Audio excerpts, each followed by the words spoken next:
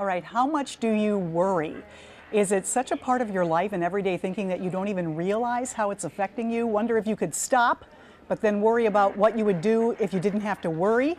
Then you're going to want to hear what my next guest has to say. Author Tristan is here, and if her last name sounds familiar, you're right. She is the mother of our own Julie Tristan, the host of Show Me St. Louis here on News Channel 5 every afternoon at 12:30. The dynamic duo there on your screen. Tristan is a writer, member of the Anxiety Disorders Association of America, and on the faculty at Washington University School of Medicine. Thank you so much for joining us. This is it. It's called That's it. Thank you for having me. Why Worry? And worry is so ingrained in so many of us. I really think many of us don't even realize what we're doing and how to live without doing it.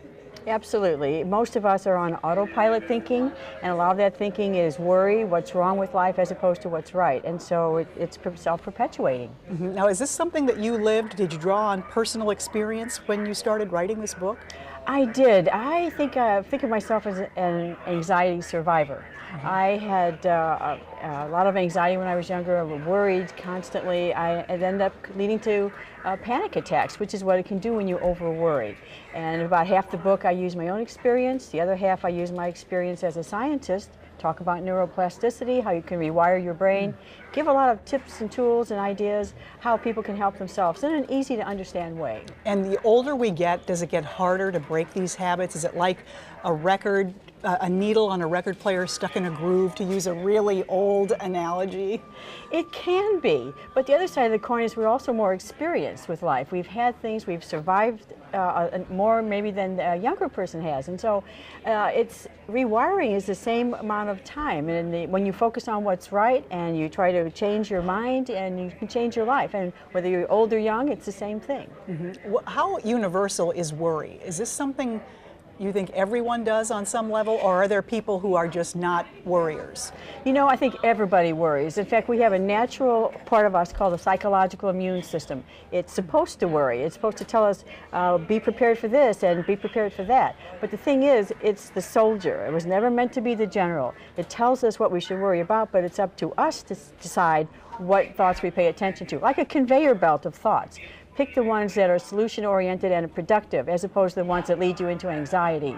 Wow, and that's really where the art of it comes in, is to be able to efficiently pick those out and still live and be a productive person. So tell me, Catherine, if you were to leave us with one or two tips, what would they be? Number one or two worry tips. Well, I can tell you 85%, scientific studies show 85% of what we worry about never happens. So my best advice is visualize what is good about a situation, not what is bad, and learn to think of things in the positive. Turn that around completely.